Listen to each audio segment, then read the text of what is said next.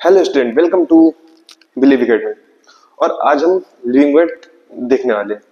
तो जो next lecture जो इसके पहले वाला लेक्चर था उसमें हमने जो देखा था वो लिविंग वर्ड के जो पहले है डाइवर्सिटी ऑफ लिविंग, वो उसमें जो एक पैराग्राफ है वो वाला पैराग्राफ हमने डिस्क्राइब किया था।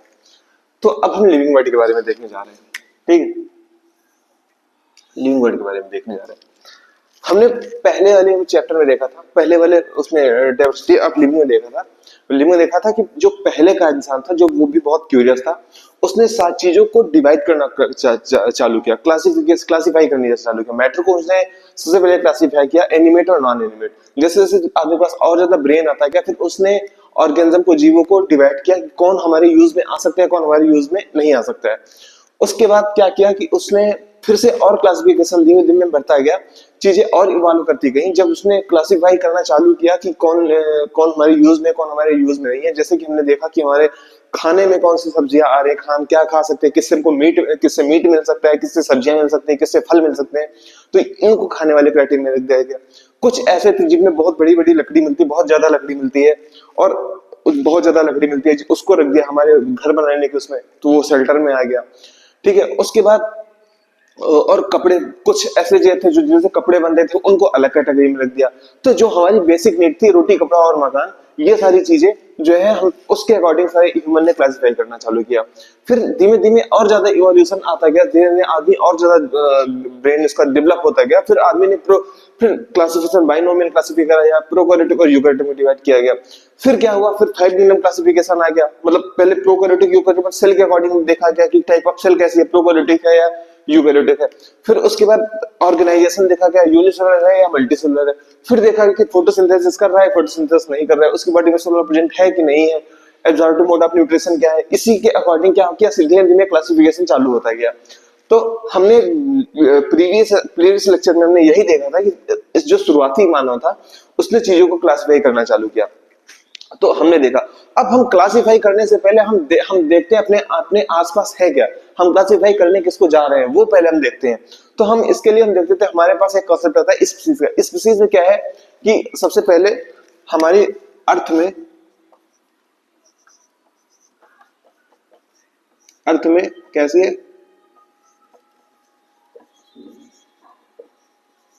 अमेजिंग डाइवर्सिटी है।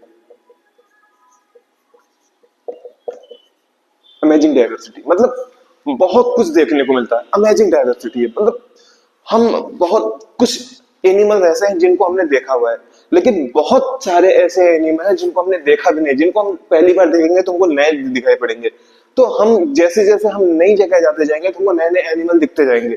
तो इसका मतलब इसकी डाइवर्सिटी बहुत है। तो हमने देखा था कि अब तक कितनी स्पीसीज खोजी जा चुकी, 1.7 टू 1.8 मिलियन स्पीसीज देखी जा चुकी। उसमें भी अगर डिवाइड किया जाए तो अप्रोक्सीमेटली 1.2 या फिर 1.3 के आसपास है एनिमल्स की स्पीसीज, और 0.5 के आसपास है हमारी प्लांट्स की एंड फंजाई। तो ये हमने देखा हमारी डाइवर्सिटी ऐसी है। अब होता क्या है कि जैसे जैसे हम ऐसे सर्च करते जाते हैं, इवोल्यूशन चैप्टर में है कि जैसे जैसे तुम इधर से जितनी स्पीसीज सर्च करते जाओगे उससे ज्यादा स्पीसीज जो है एक्सटिंक्ट होती चली जाती हैं। ठीक है, मतलब जितनी डाइवर्सिटी है हम जैसे जैसे स्पीसीज आज खोजते चलेंगे, अगर हमने एक स्पीसीज खोजी है तो उधर 50 स्पीसीज एक्सटिंक्ट कर गई होंगी। तो इतनी ज्यादा अमेजिंग डाइवर्सिटी, इतनी ज्यादा डाइवर्सिटी। और दिन का दिन क्या होता है कि जैसे जैसे ह्यूमन अपने रिसोर्सेज बढ़ाते जा रहा है वैसे वैसे वो यूज करते जा रहा है एनिमल्स को, और धीमे धीमे जैसे जैसे एनवायरमेंट चेंज होता जा रहा है तो जो एनिमल अडॉप्ट कर जाते हैं, जो नहीं कर पाते हैं तो वो खत्म हो जाते हैं, तो उन एक्सटिंक्ट होते जा रहे हैं। तो जैसे मॉरिशस की डोडो फिश, डोडो बर्ड, ठीक है, और हम बात करते हैं जैसे लायन है। तो इसके लिए क्या करते हैं, जो गवर्नमेंट है, गवर्नमेंट उनको प्रिजर्व, उनको रोकने के लिए बहुत सारे आंदोलन, वो जो क्या कहते हैं वो चलाते हैं, है ना, कैंपेन चलाते हैं। ठीक है, तो अब अमेजिंग डाइवर्सिटी है। और हम देखते हैं हमने अपने आसपास देखा होगा, बहुत सारी चीजें देखी होंगी। जैसे हम देखते हैं वैली ऑफ फ्लावर,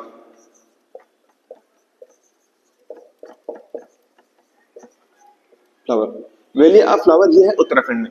तो इसमें हमने देखा है कि बहुत खूबसूरत होता है इसमें। पहाड़ी मतलब बर्फीली पहाड़ियां देखने को मिलती हैं, और बहुत तरीके के फ्लावर देखने को मिलते हैं, और यहाँ पे हमको झरने देखने को मिलते हैं, और हमने और वैली ऑफ फ्लावर में और क्या क्या देखने को मिलता है वहाँ बहुत खूबसूरत, मतलब कि जुलाई अगस्त से लेके सितंबर अक्टूबर तक इसमें बहुत खूबसूरत फूल निकलते हैं। उसमें मेडिसिनल फूल भी होते हैं, कुछ मेडिसिनल चीजें होती हैं। तो हमने वैली ऑफ फ्लावर देखो, ये भी एक डाइवर्सिटी, मतलब इसके अंदर बहुत सारी डाइवर्सिटी है। तो इसमें हम देखते हैं ये नेचर कितना खूबसूरत है, इसको देख के हमको वंडर, मतलब कि एक आश्चर्य होता है, इतना खूबसूरत, मतलब हेवन टाइप दिखता है। और उसके बाद और क्या देखते हैं,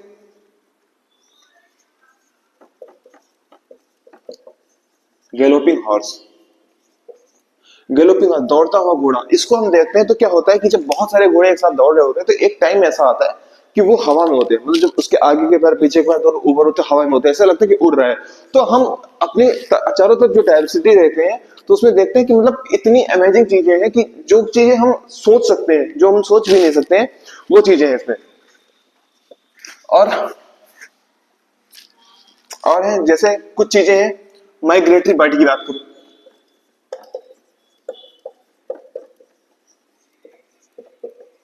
माइग्रेटरी बर्ड, ये हजारों किलोमीटर तक उड़ती चली जाती है वेदर जब चेंज होता है, या तो वेदर सुटेबल वेदर खोजने के चक्कर में, अच्छा खाना ढूंढने के चक्कर में, मतलब कि उनके फूड हैबिट कैसी है उसके चक्कर में मीलों से। और दूसरी बात, इनके पास ना कोई मैप रहता है ना कोई कंपास रहता है, ये केवल अर्थ, स्टार्स, सन, इन सब की डायरेक्शन को देख के ये पता लगाते हैं और एकदम एक्यूरेसी के साथ जाते हैं जहां पे इनको सुटेबल मिलता है, सुटेबल एनवायरनमेंट मिलता है। उसके बाद हम देखते हैं attacking of shark.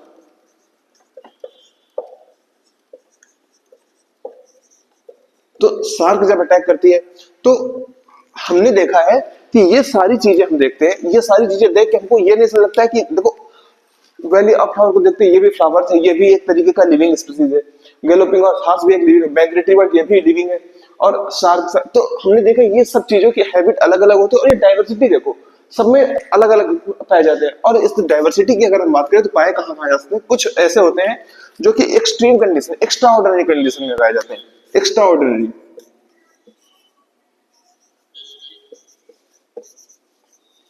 Extra ordinary condition में पाए जाते हैं। जैसे कुछ होते हैं थर्मोएसिडोफिल्स,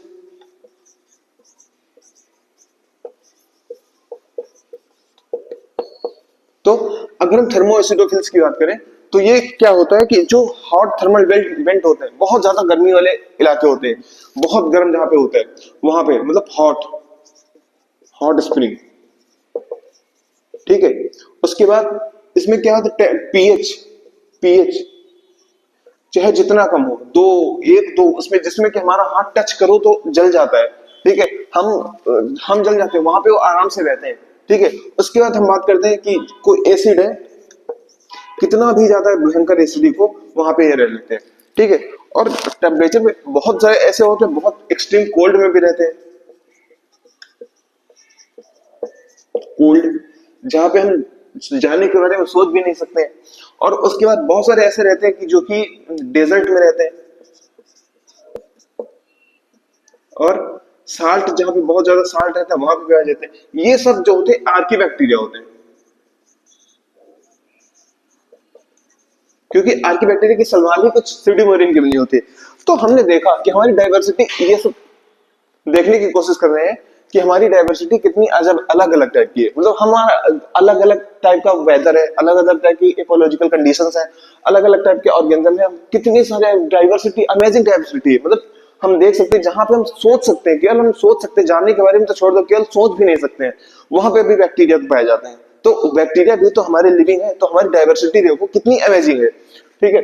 तो अब हम ये देखते हैं कि हमने देखा कि हमारी डाइवर्सिटी कितनी अमेजिंग है, ठीक। तो अब जो है फिर धीमे धीमे ह्यूमन ने क्या किया, डिवाइड करना स्टार्ट किया चीजों को, और चीजों को देखना स्टार्ट किया। जैसे जैसे स्टडी बढ़ती गई, जैसे जैसे हमारी सोच, हमारी ब्रेन डेवलप होता गया, वैसे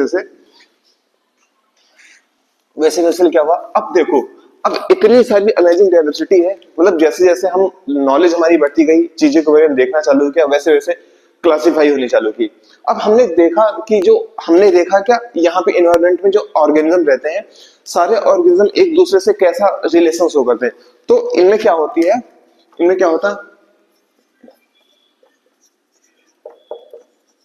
इकोलॉजिकल कॉन्फ्लिक्शन एंड कोऑपरेशन। कोऑपरेशन, तो इसमें इकोलॉजिकल कॉन्फ्लिक्शन और कोऑपरेशन का मतलब क्या होता है? इकोलॉजिकल कॉन्फ्लिक्शन का ये मतलब होता है कि कुछ ऑर्गेनिज्म ऐसे होते हैं जो एक दूसरे से कॉन्फ्लिक्ट करते हैं, मतलब कंपटीशन होता है, खाने के लिए लड़ाई होगी, ठीक है, खाने के लिए लड़ाई होगी, रिप्रोडक्शन के लिए लड़ाई होगी, तो ये एक दूसरे से कॉम्पिटिट करते हैं। जैसे कि होता है, एक लायन होता है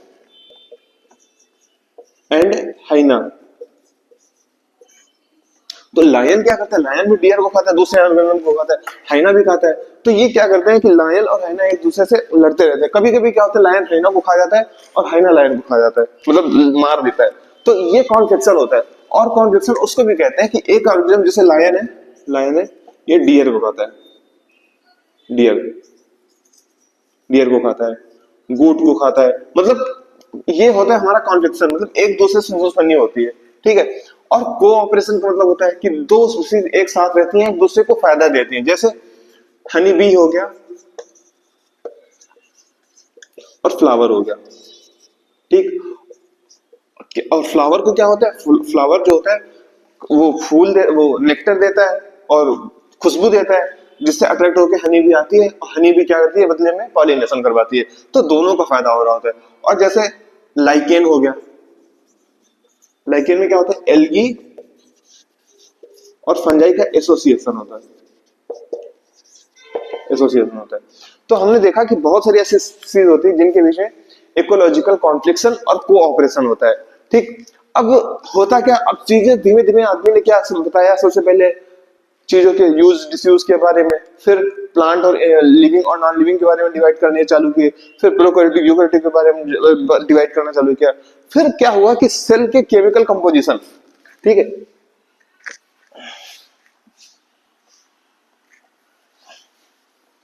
अब क्या हुआ, उसने देखा कि सेल का केमिकल कंपोजिशन देखा,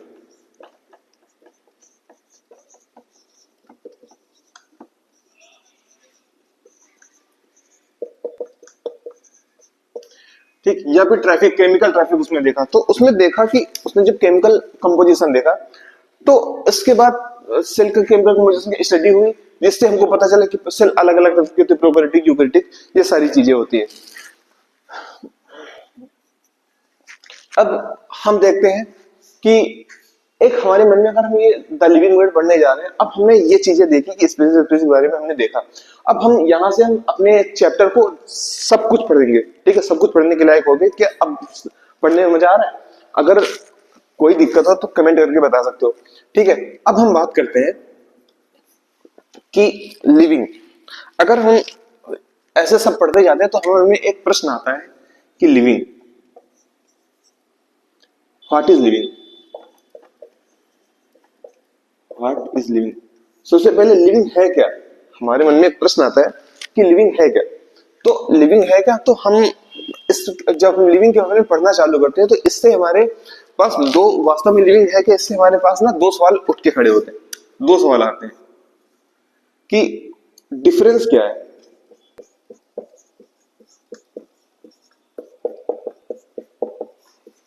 लिविंग एंड नॉन लिविंग में डिफरेंस क्या है। अगर हम केमिकल कंपोजिशन की बात करें ना, लिविंग और नॉन लिविंग में, तो अगर हम मॉलिक्यूल के लेवल पे जाके देखेंगे ना, तो हम पाएंगे कि हम में और नॉन लिविंग चीजों में ज्यादा डिफरेंस नहीं है, सारे केमिकल वैसे ही पाए जाएंगे। लेकिन डिफरेंस ये होता है कि एक केमिकल दूसरे केमिकल से रिएक्ट कैसे कर रहा है, रिएक्शन, केमिकल रिएक्शन इनके बीच में कैसे हो रही, वो करता है। हाँ, वेरी कर सकता है, लेकिन काफी हद तक वेरी नहीं करेगा, चीजें वही पाई जाएंगी, उनका कंपोजिशन अलग हो सकता है, लेकिन चाहे चीजें वही पाई जाएंगी। तो हम केमिकल लेवल पे अगर जाके देखेंगे तो कोई डिफरेंस ऐसा ज्यादा नहीं मिलेगा। हाँ, डिफरेंस मिलेगा तो वो रिएक्शन कैसे, वो कैसे रिएक्ट कर रहे हैं, वो केमिकल रिएक्शन कैसे हो रहा है, वो केमिकल रिएक्शन कैसे उनके बीच में, वो डिपेंड करता है तो डिफरेंस कैसे है। और हम बात करते हैं, अगर डिफरेंस की बात करते हैं, हमको पता है लिविंग जो होगा उसके अंदर मेटाबॉलिज्म होगी, ठीक है, मेटाबॉलिज्म में सारी रिएक्शन की सारी प्रोसेस चल रही होंगी। वो एनवायरनमेंट, जैसे एनवायरनमेंट चेंज होगा तो उसको फील होगा, तो उसके लिए वो रिस्पॉन्ड करेगा। तो लिविंग कुछ प्रॉपर्टी होती है जो हम देख के बता सकते हैं कि हाँ ये लिविंग है, ठीक है। तो दो प्रश्न खड़े होते हैं, what is difference between living and non living, living और नॉन लिविंग में डिफरेंस क्या है। और एक प्रश्न ये आता है कि हमारे पर्पस क्या है, पर्पस क्या है लाइफ का, लाइफ का पर्पस क्या है, what is purpose of life. लेकिन क्योंकि हम साइंस पढ़ रहे हैं एज अ साइंटिस्ट, हमको ये जो पर्पस वाला ये है ना, ये फिलॉसफी बताती है कि हमारी जिंदगी का क्या मकसद है, हम हमारा अस्तित्व क्यों है, हम हमारा मकसद क्या, हम क्यों आए हैं यहाँ पे, तो ये सब बताते हैं फिलोसफर। ठीक है, हम है साइंटिस्ट, हमारा काम ये नहीं है, हमारा काम ये है इसके बारे में देखना। तो हम लिविंग और नॉन लिविंग के बीच में डिफरेंस बता सकते हैं, हम नॉन लिविंग से कैसे डिफरेंस है हम ये बता सकते हैं। ठीक है, तो अब ये हुआ रहा हमारा ओवरव्यू। अब हम चैप्टर के अंदर घुसते हैं।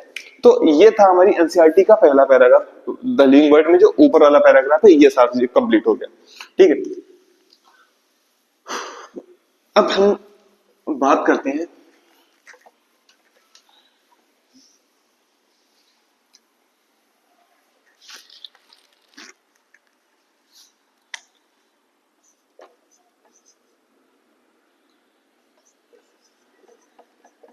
Character of living.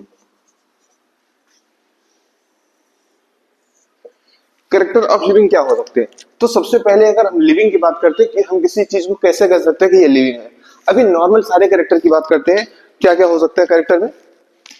कैरेक्टर में हो सकता है जैसे अगर हम लिविंग कैरेक्टर की बात करें तो सबसे पहले हम बात करते हैं कि कैरेक्टर की बात करते हैं। सबसे पहले कैरेक्टर कौन कौन से आते हैं? सेल्फ ऑर्गेनाइजेशन, ऑर्गेनाइजेशन, ठीक है, रिप्रोडक्शन,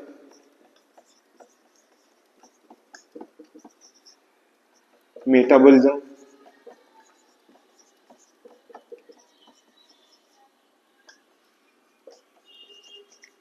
हेरिडिटी,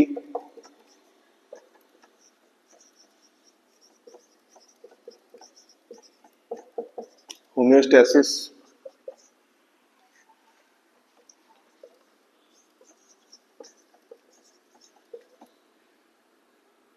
कॉन्शियसनेस और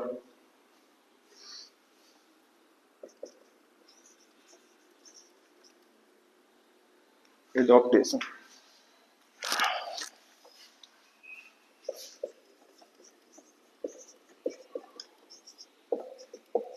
एडॉप्टेशन और नेक्स्ट है ग्रोथ। ठीक है, और भी सारी हो सकती हैं, तो हमने कुछ ये ली। ठीक है, तो अब हम बात करते हैं लिविंग की कैरेक्टरिस्टिक के बारे में। अगर हम सर ऑर्गेनाइजेशन की बात करते हैं, सबसे पहले हमने देखा कि मतलब और भी हो सकती है, हमने कुछ ऐसी देखी। तो जैसे हम सेलुलर ऑर्गेनाइजेशन की बात करें, सेलुलर ऑर्गेनाइजेशन में क्या होता है कि जो हमारा हमारा ऑर्गेनिज्म है सिंगल सेल का है या फिर एक से मोर देन वन सेल है, वन और मोर देन वन सेल। तो सबसे पहले बात करते हैं, हमको पता है कि cell is the unit of life, cell is the unit of living. ठीक है, तो सबसे सबसे लिविंग रहने के लिए सबसे छोटी इकाई, सबसे छोटी यूनिट क्या होनी चाहिए? सेल। कम से कम अगर वो लिविंग है तो कम से कम एक सेल का तो होना ही चाहिए। तो सेलुलर ऑर्गेनाइजेशन बहुत जरूरी है, कम से कम अगर सेल पाई जा रही है तभी वो लिविंग है। ठीक, तो सबसे पहले बात है सेलुलर ऑर्गेनाइजेशन। ठीक है, नंबर दूसरी बात करते हैं रिप्रोडक्शन। रिप्रोडक्शन की बात करते हैं, अगर रिप्रोडक्शन की बात करें, रिप्रोडक्शन का ये मतलब होता है कि कोई ऑर्गेनिज्म जो होता है वो दूसरे ऑर्गेनिज्म को प्रोड्यूस करना, एक न्यू ऑर्गेनिज्म को प्रोड्यूस करना। रिप्रोडक्शन से क्या होता है कि मतलब कि किसी किसी एक पर्सन की लाइफ हमेशा नहीं रहती है, लेकिन अर्थ में लाइफ को मेंटेन करने का तरीका है रिप्रोडक्शन। अर्थ में मेंटेन करने का तरीका है लाइफ को, और लाइफ है कोई इस चीज है वो अगर मेंटेन है अभी तक, इसका मतलब वहां पे रिप्रोडक्शन हुआ है, सक्सेसफुल में रिप्रोडक्शन हुआ है, इस वजह से वो है। लेकिन रिप्रोडक्शन, हाँ रिप्रोडक्शन की बात करते हैं। अब मेटाबॉलिज्म की बात करते हैं। मेटाबॉलिज्म का क्या मतलब होता है? शरीर के अंदर, हमारी बॉडी के अंदर बहुत सारी ऐसी रिएक्शंस होती हैं, बहुत सारे केमिकल ऐसे होते हैं जो डेली बन रहे होते हैं और डेली टूट रहे होते हैं। तो मेटाबॉलिज्म में दो चीजें होती है, एनाबॉलिज्म और कैटाबॉलिज्म। एनाबॉलिज्म का मतलब चीजों को बनना, कैटाबॉलिज्म का मतलब होता है चीजों को बिगड़ना। तो हमारी बॉडी के अंदर बहुत सारी रिएक्शंस हो रहे थे, कभी कुछ रिएक्शन टूट रही होती है, कुछ चीजें बन रही होती हैं, तो ये होता है मेटाबॉलिज्म। अगर कोई मनुष्य लिविंग है, शरीर को, हमारी बॉडी को चलाने के लिए, हमारी सेल्स में एनर्जी लाने के लिए, हमारी बॉडी को एनर्जी प्रोड्यूस कराने के लिए मेटाबॉलिज्म होती है, जिसके थ्रू हम करते हैं वो, जिसके थ्रू हम सारे काम करते हैं, सारे फंक्शन करते हैं, हमारे अंदर एनर्जी आती है। अब हम बात करते हैं हेरिडिटी। हेरिडिटी का मतलब होता है अपने कैरेक्टर अपने ऑफस्प्रिंग को जाना। हमारे अंदर जो कैरेक्टर है वो हमारे ऑफस्प्रिंग में जाना। धीमे धीरे क्या होता है, जो डीएनए होता है, डीएनए एक जनरेशन से दूसरे जनरेशन जाता है, जिससे कि कैरेक्टर ट्रांसफर होते हैं। तो ये हेरिडिटी होता है। और होम्योस्टेसिस, होम्योस्टेसिस का मतलब होता है समस्थैतिकता। इसको हिंदी में बोलते हैं समस्थैतिकता।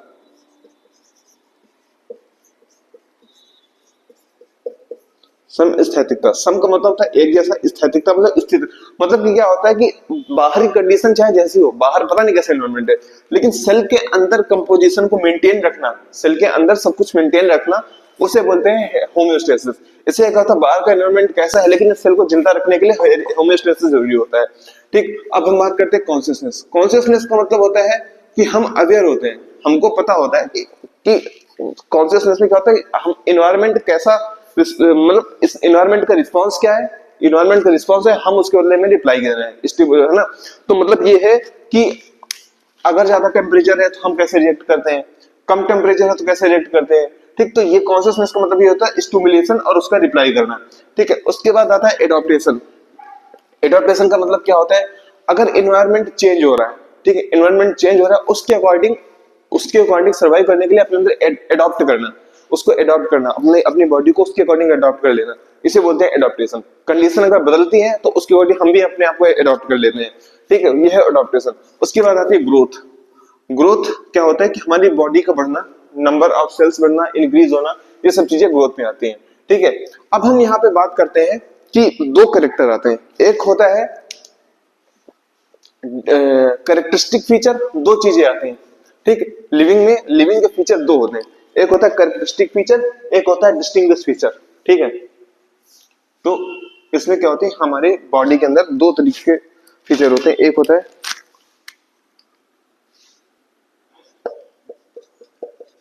लिविंग के फीचर,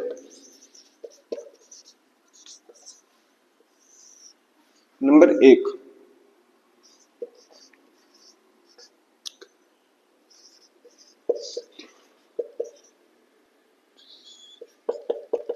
करेक्टरिस्टिक फीचर, नंबर दो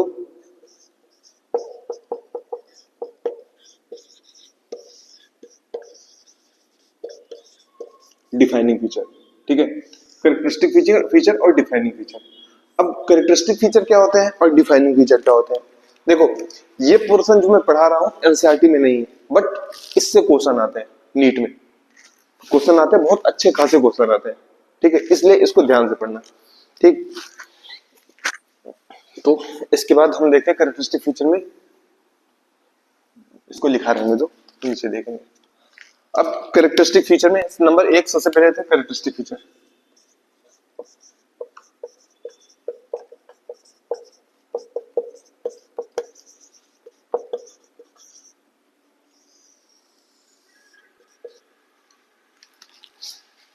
करेक्टरिस्टिक फीचर, करेक्टरिस्टिक फीचर का मतलब होता है any character which is present in living. ठीक, कोई भी ऐसा कैरेक्टर है जो कि लिविंग में पाया जा रहा है, उसको करेक्टरिस्टिक फीचर कहते हैं। तो इसमें क्या कह सकते हैं, any character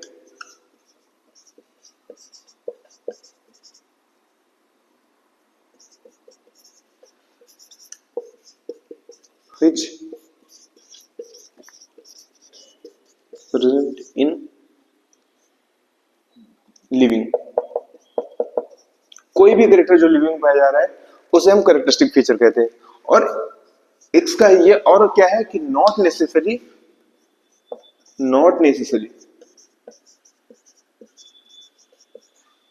present in all living.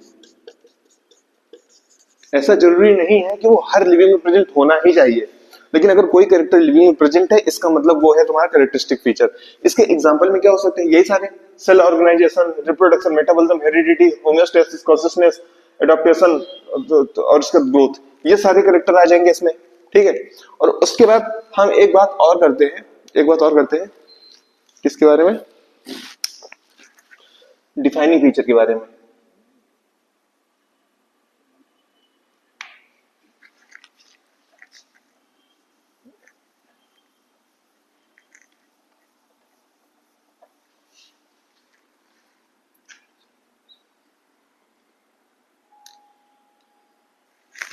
उसके बाद एक है कैरेक्टरिस्टिक फीचर, दूसरा है हमारा defining feature.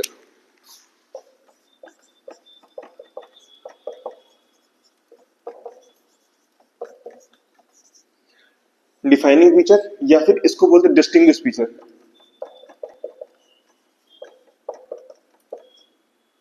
Distinguish feature, distinguish feature का ये मतलब होता है the character which is present in all living being. ठीक है, द कैरेक्टर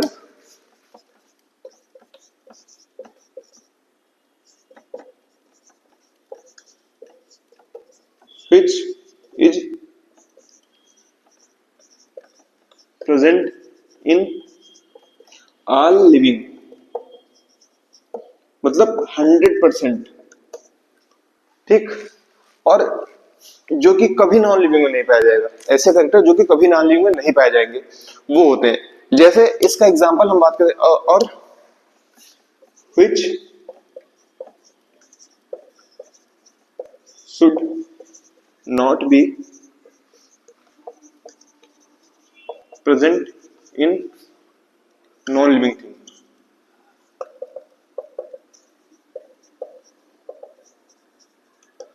ठीक है, जैसे जैसे बात करते हैं, इसमें आ जाता है हमारा, अच्छा रिप्रोडक्शन लिविंग है कि रिप्रोडक्शन कैरेक्टरिस्टिक है, कैरेक्टरिस्टिक फीचर है कि डिफाइनिंग फीचर है? देखो, रिप्रोडक्शन जो होता है, रिप्रोडक्शन नो डाउट केवल लिविंग में होता है, अच्छी बात है, लेकिन उसको डिफाइनिंग नहीं कह सकते। क्यों? क्योंकि जो वर्कर्स भी होते हैं, हनी भी, उनमें तो रिप्रोडक्शन नहीं होता, फिर भी वो जीवित है। ठीक, अगर हम बात करें इनफर्टाइल ह्यूमन कपल, जो ह्यूमन कपल होते हैं वो इनफर्टाइल होते हैं, इनको बेबी नहीं होता है, किसी प्रॉब्लम की वजह से उनको बेबी नहीं हो रहा है, तो उनको क्या नॉन लिविंग बोलेंगे? नहीं, वो भी लिविंग है।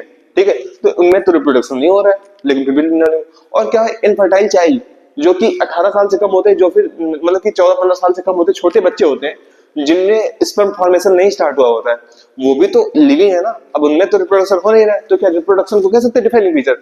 तो रिप्रोडक्शन जो है डिफाइनिंग फीचर नहीं है, reproduction is not a defining feature, क्योंकि उसमें कुछ हम ऑर्गेनिज्म ऐसे देख रहे हैं जिसमें कि रिप्रोडक्शन नहीं हो रहा है, फिर भी लिविंग है। जैसे हम म्यूल की बात करें, म्यूल जो होता है हॉर्स और डंकी, मतलब कि जो डंकी होता है वो मेल होता है और हॉर्स होती है फीमेल होती है, उसके क्रॉस बनाया जाता है म्यूल। तो म्यूल तो रिप्रोडक्शन नहीं कर सकता है, लेकिन फिर भी लिविंग है। ठीक है, और भी कई सारे हैं, म्यूल है, हिलनी है, और टाइगर और लायन से एक बनता है लाइगॉन।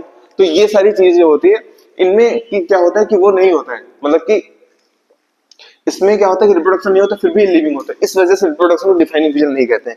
लेकिन सेलुलर ऑर्गेनाइजेशन,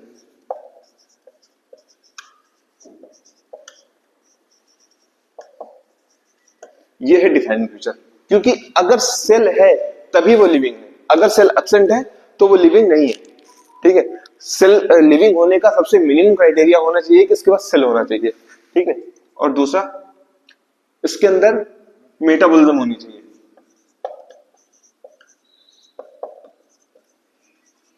मेटाबॉलिज्म है तभी वो लिविंग है, मतलब अगर मेटाबॉलिज्म प्रेजेंट है तभी लिविंग है। तो metabolism is a defining feature. कोई भी ऐसा लिविंग नहीं है जिसमें मेटाबॉलिज्म नहीं पाई जा रही हो, कोई भी ऐसा लिविंग नहीं जिसमें सेलुलर ऑर्गेनाइजेशन नहीं पाई जा रही हो। ठीक है, और मेटाबॉलिज्म केवल लिविंग में ही होती है। और मेटाबॉलिज्म की बात करो ना, तो मेटाबॉलिज्म जैसे वायरस होता है ना, वायरस में मेटाबॉलिज्म नहीं होती, इसलिए वायरस को नॉन लिविंग बोलते हैं, मतलब उसको नॉन लिविंग बोलते हैं, नॉन लिविंग बोलते हैं, क्योंकि जब वो बाहर रहता है, सेल के बाहर रहता है, तो वो नॉन लिविंग, जब हमारे सेल के अंदर आता है तो हमारी सेल हमारे मेटाबॉलिज्म को यूज करता है, तो वो इसलिए उसको हम लिविंग कभी नहीं बोलते। वो लिविंग नहीं होते, नॉन लिविंग, लिविंग और नॉन लिविंग के बीच की कनेक्टिंग लिंक होता है, लेकिन उसको लिविंग नहीं बोलते हैं, क्योंकि उसमें मेटाबॉलिज्म नहीं पाया जाता है। ठीक, और एक आता है कॉन्शियसनेस, मतलब किसी भी स्टिमुलस, किसी स्टिमुलस को सेंस करना और उसका रिस्पांस करना। तो कॉन्शियसनेस में दो चीजें आती हैं, एक होता है सेंस, एक होता है रिस्पॉन्स। ठीक है, किसी भी स्टिमुलस को सेंस करना और उसका रिस्पॉन्स करना, तो यही होता है हमारा, ये होता है कॉन्शियसनेस। ये तीन चीजें होती हैं, आल लिविंग प्रेजेंट है, सारे लिविंग प्रेजेंट होते हैं। इसको जो किसी स्टिमुलस को सेंस करना तो हो गया सेंस, और जो रिस्पॉन्स करना होता है ना, इसके बोलते हैं इरिटेबिलिटी,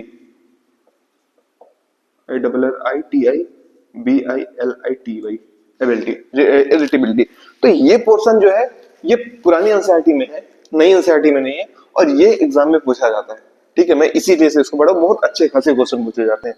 ठीक है, तो ये हो गया। तो अब हम बात करते हैं कि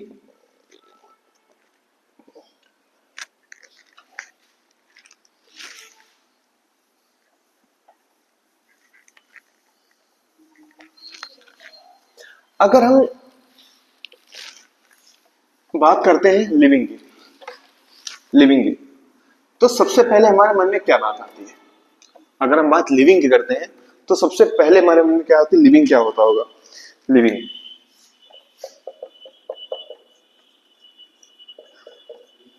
अगर हम लिविंग की बात करते हैं तो सबसे पहले क्या होता होगा? हम कहते हैं कि मेटाबॉलिज्म होती है,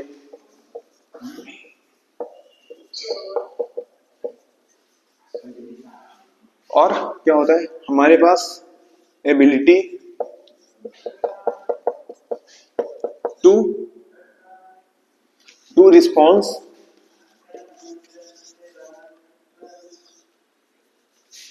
एबिलिटी टू रिस्पॉन्ड, मतलब हम रिस्पॉन्ड कर सकते हैं। और क्या हो सकता है? हम रिप्रोडक्शन करते हैं, ग्रोथ होती है। ये ऐसे यूनिक फीचर हैं जो कि तुरंत इमीडिएटली अगर हम लिविंग की बात करते हैं वो तुरंत हमारे मन में आते हैं। लेकिन कुछ फीचर और होते हैं, कुछ फीचर और होते हैं। क्या होता है? सेल्फ रेप्लिकेशन, ठीक है, सेल्फ रेप्लिकेशन और सेल्फ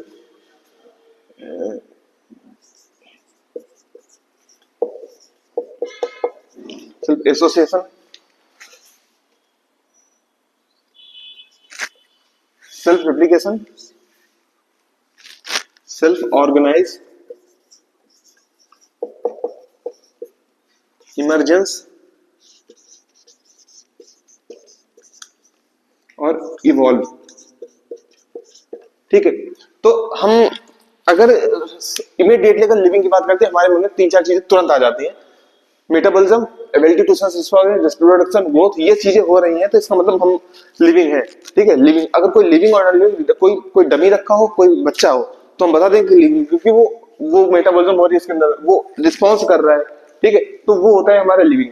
तो लेकिन अगर कुछ चीजें और है, self replication, self organise, emergence, evolve, ये सारी चीजें भी होती हैं। तो सबसे पहले हम बात करते हैं सेल्फ रेप्लिकेशन। सेल्फ रेप्लिकेशन का क्या मतलब होता है? रेप्लिकेशन का क्या मतलब होता है? रेप्लिकेशन का ये मतलब होता है डीएनए का कंटेंट जो होता है, डीएनए का डुप्लीकेशन, डबल होता है। डीएनए एक डीएनए से दो होते हैं, डीएनए एक डीएनए से दो होता है, डीएनए डुप्लीकेशन होता है। तो ये भी लिविंग का कैरेक्टरिस्टिक फीचर है।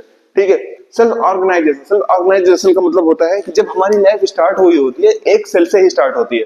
ठीक है, एक सेल से दो सेल बनती है, दो से चार बनती है, चार से आठ बनती है, आठ से सोलह, सोलह से 32। अब ये सेल जो होती है डिवाइड होती जाती है। अब इसमें क्या होता है कि एक टाइम ऐसा आता है जहां पे ऑर्गन बनने चालू होते हैं। ठीक है, इसमें क्या होता है? ऑर्गन बनने चलते हैं। जब ऑर्गन बनने चले होते हैं तो सेल को कैसे पता चलता है कि हाथ, जहां पे हाथ निकलते वहीं से निकलते, हाथ हमारे सिर से क्यों नहीं निकल आते हैं, हाथ पैर की जगह पे, हाथ की जगह पे क्यों नहीं आ जाते हैं? तो ये जो होता है सेल्फ ऑर्गेनाइज, ये सेल्फ जो लिविंग होते हैं वो सेल्फ ऑर्गेनाइज होते हैं। ये क्षमता लिविंग नहीं हो सकती है, नॉन लिविंग अपने आप से नहीं बन सकते हैं। और सेल्फ ऑर्गेनाइजेशन, हमारी सेल जो होती है, हमारी बॉडी जो होती है, सेल्फ ऑर्गेनाइज होती है। ये इसको पता रहता है कौन सा बॉडी पार्ट कहाँ पे निकलना है। ठीक है, और इमरजेंस का टाइम के साथ इमर्ज करना, इमर्ज, और इवॉल्व का मतलब होता है जैसे जैसे चीजें बदलती गई वैसे वैसे उसको इवॉल्वेशन करने चलना है। ठीक, अब हम जितनी हमारी प्रॉपर्टी है लिविंग की, इनको सारी प्रॉपर्टीज को वन बाय वन पढ़ते जाते हैं। ठीक, तो सबसे पहले हमारी प्रॉपर्टी आती है ग्रोथ। सबसे पहले प्रॉपर्टी आती है हमारी ग्रोथ।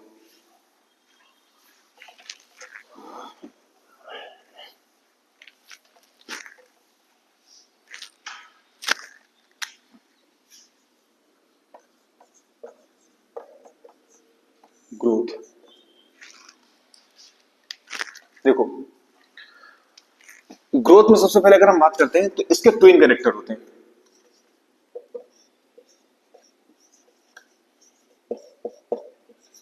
ट्विन कैरेक्टर होते हैं। नंबर एक, increase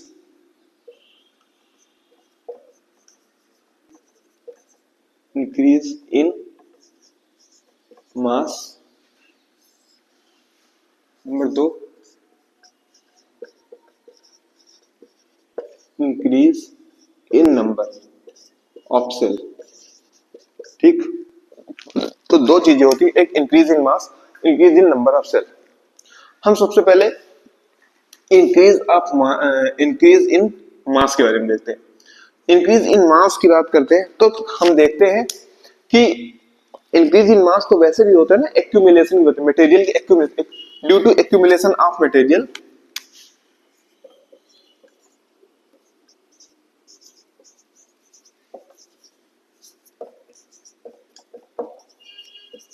of material in non living. मतलब जो नॉन लिविंग चीजें हैं इसमें ऊपर से चीजें डालते जाओ, मतलब जैसे कूड़े का ढेर है, मिट्टी का ढेर है, उसके ऊपर से और मिट्टी डालते जाओ और मिट्टी डालते जाओ, तो एक टाइम आएगा वो ढेर बड़ा हो जाएगा। ठीक है, तो ये वो भी तो ग्रोथ ही हो रही है ना। ठीक है, जैसे कि क्या होता है एग्जाम्पल इसका, सैंड माउंट, माउंटेन, तो क्या इनको हम लिविंग बोलते हैं? नॉन लिविंग होते हैं, इसमें ग्रोथ होती है बट फिर भी ग्रोथ इनमें होती है लेकिन फिर भी ये नॉन लिविंग है। ठीक है, क्योंकि इनमें ग्रोथ कहां से हो रही है? ग्रोथ फ्रॉम आउटसाइड हो रही है। Growth due to accumulation, accumulation का मतलब होता है जमाव, जमाव डालते जा रहे हैं। Growth from outside, from outside, ये आउटसाइड से ग्रोथ हो रही है। ठीक है, तो due to accumulation of material, इसको कहते हैं एक्रीशन भी बोलते हैं इसको, एक्रीशन। ठीक है, इसको एक्रीशन भी बोलते हैं, छोड़ दो इसको, एक्रीशन ही बोलते हैं। तो ये क्या होता है, सबसे पहला character increase in mass, increase in mass तो सबसे ट्विन कैरेक्टर, ट्विन का मतलब होता है जुड़वा। ठीक है, ट्विन कैरेक्टर होते हैं ग्रोथ के, नंबर एक होता है इंक्रीज इन मास, नंबर दो होता है इंक्रीज इन नंबर। तो सबसे पहले इंक्रीज इन मास की बात करते हैं, due to accumulation of material in non living. ये नॉन लिविंग में होते हैं due to accumulation of material की वजह से। एक्यूमुलेशन मतलब ऊपर से जमा करते जाना, भरते जाना। डेली अगर कचरे में डालते हैं तो वो जमा होता है। तो growth from outside, growth from outside, तो इसमें क्या होता है, जैसे सैंड माउंट हो गया, माउंटेन, माउंटेन्स है, जैसे हम कहते हैं कि जो हमारा हिमालय माउंटेन है वो हर साल 2.5 सेंटीमीटर बढ़ता जाता है। ठीक है, क्यों? क्योंकि टेक्टोनिक प्लेटें जैसे जैसे पास आती जाती हैं वैसे वैसे माउंटेन बढ़ता जाता है। ठीक, एक टाइम रहा होगा कि ये जो हमारा जो है पर वो नीचे जमीन में रहा होगा। ठीक है, तो इसे कहते हैं माउंट एवरेस्ट। माउंट एवरेस्ट की बात करें, माउंट एवरेस्ट एक टाइम रहा होगा समुद्र में रहा होगा। ठीक है, उसमें क्योंकि आज भी वो ऑर्गेनिज्म पाए जाते हैं जो कि समुद्र में पाए जाते थे। ठीक है, तो वो हर साल 2.5 सेंटीमीटर बढ़ता है। क्यों बढ़ता है? क्योंकि टेक्टोनिक प्लेटें पास आती है। तो क्या हम ये कह सकते हैं ऐसे, ये टेक्टोनिक प्लेट है, ये जब पास आएंगे तो इनके बीच की दूरी बढ़ती जाती है जैसे जैसे पास आती जाएंगी। ठीक है, तो हम क्या इनको लिविंग कह सकते हैं? नहीं, ये भी नॉन लिविंग है, लेकिन इनमें ग्रोथ होती है, ग्रोथ फ्रॉम आउटसाइड। तो इसी वजह से ग्रोथ को हम डिफाइनिंग फीचर नहीं कहते हैं, क्योंकि ग्रोथ तो नॉन लिविंग में भी होती है ना। अब हम growth in number of cell की बात करते हैं। इसमें क्या करते हैं, दो टाइप के ऑर्गेनिज्म होते हैं। सबसे पहले हम ग्रोथ इन यूनिसेलुलर की बात करते हैं। नंबर एक,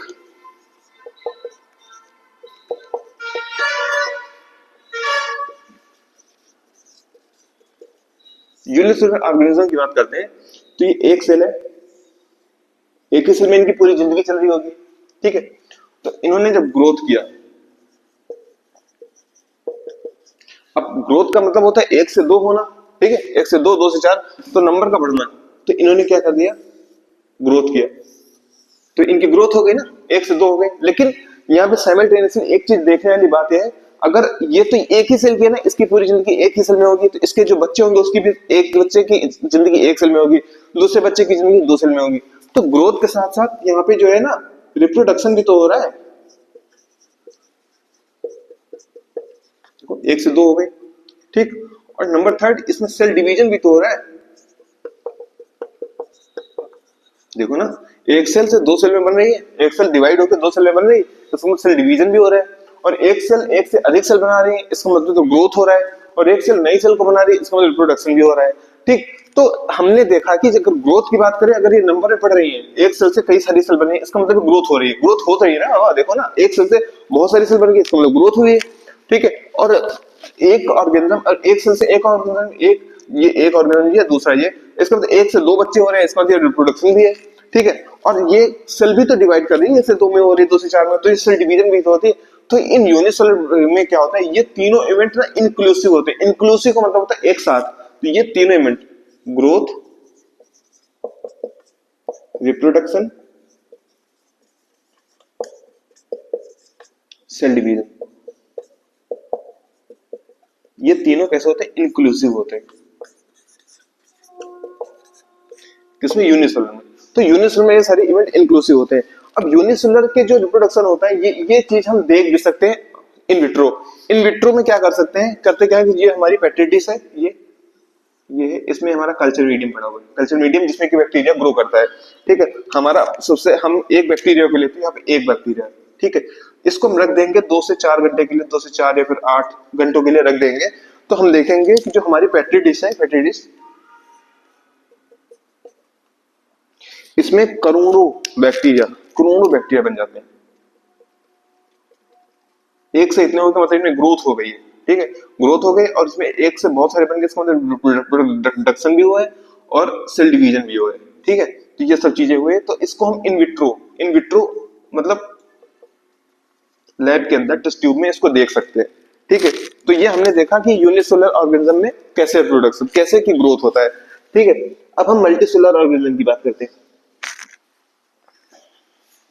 यूनिसेलुलर हो गया,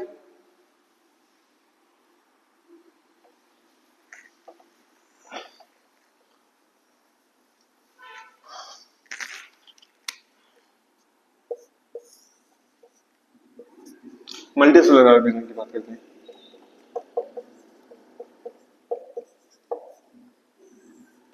मल्टीसेलुलर ऑर्गेनिज्म में 2 टाइप के होते हैं, एक होता है प्लांट और एक होता है एनिमल। तो प्लांट में जो ग्रोथ होती है ना, वो थ्रू आउट लाइफ,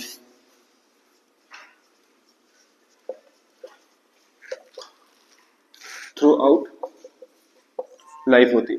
ठीक है, प्लांट में ग्रोथ थ्रू आउट लाइफ होती है।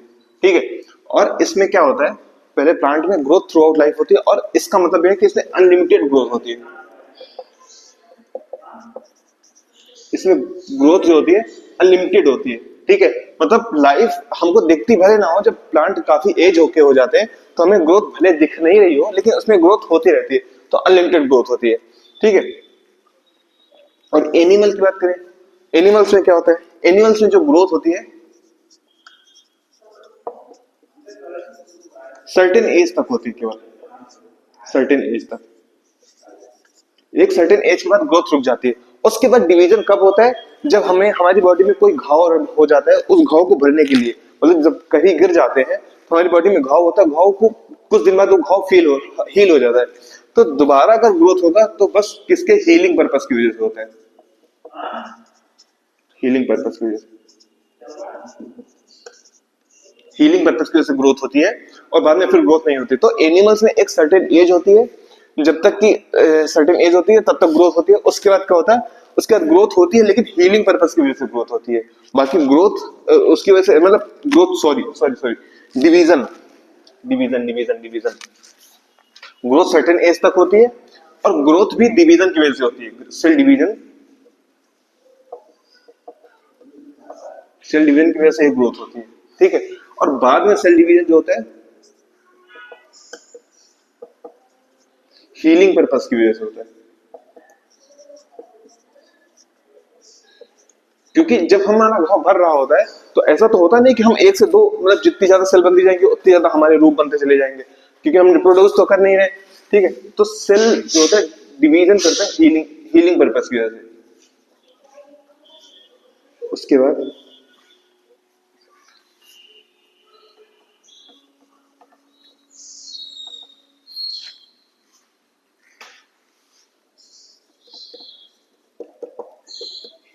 और जो मल्टी सेलुलर ऑर्गेनिज्म होते हैं उसमें सेल डिवीजन ग्रोथ अलग अलग चीजें होती हैं।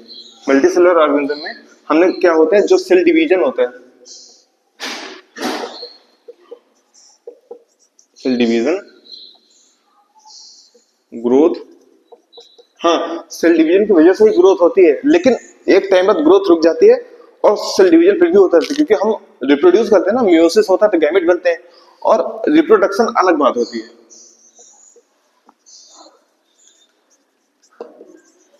तो मल्टीसेलुलर ऑर्गेनिज्म में ये तीनों चीजें एक्सक्लूसिव इवेंट होते हैं।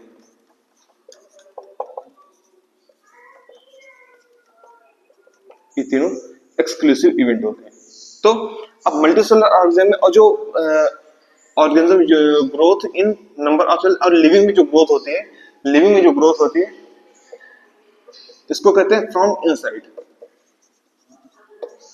इनसाइड इसका ये मतलब हम कह सकते हैं growth from inside defining character हो सकता है।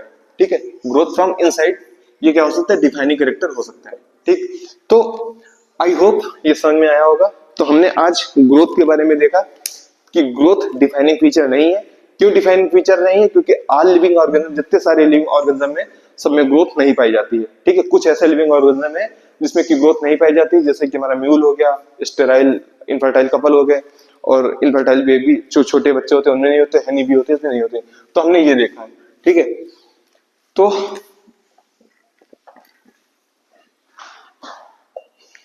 कोई डाउट हो तो कमेंट सेक्शन में पूछ सकते हैं, और तब तक के लिए थैंक यू, बाय बाय।